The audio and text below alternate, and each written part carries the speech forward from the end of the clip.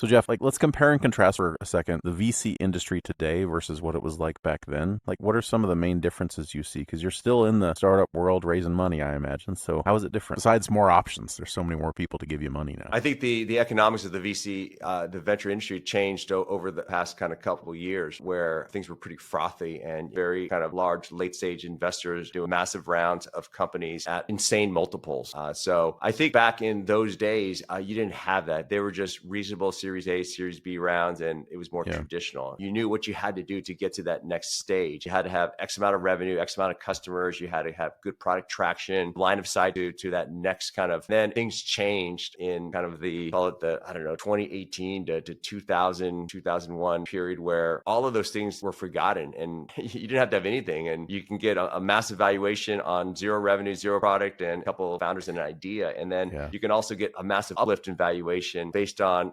some crazy forward revenue multiple that you might aspire to get. But I feel that a lot of folks were just kind of betting on the come line and saying that, okay, well, I just got to throw my money into something because there's dry powder. And based on that money, I hope that something's going to go well. And now I think things have come back to earth or normalcy, where I think the venture folks, at least at the early stage, call it seed, inception, Series A, they're looking for founders that have experience. They're looking for well thought through product and R&D and engineering plan and probably a product that's already built, and early customers, early design partners. And they're looking for a company to have a good plan around how do you get to your first set of 10 customers? How do you get to your next 10 customers? How do you get to 50? How do you get to 100 customers? How do you get to your first $1 million in ARR? And it's a lot more realistic now. I think it's actually a fantastic time to be a founder. It's a fantastic time to actually, if you are investing in early stage companies, it's a fantastic time to find, founders and companies to invest in. Is it frothy? It probably is in some areas, especially called the two-letter word A and I.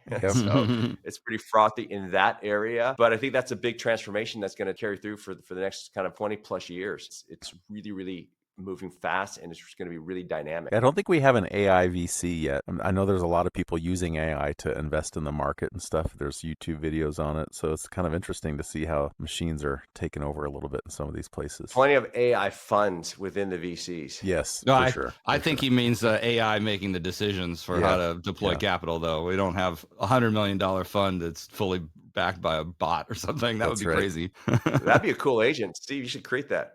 The AI agency. You load your pitch, you load your presentation. It already combs through all the due diligence, harvests all that data, and you compare it across all these pitches. I think you got an idea. You can probably sell that idea to all the VCs. Probably. You can go raise $100 million right now. Yeah. And then I'd have to explain one day how someone jailbroke it and took all the money.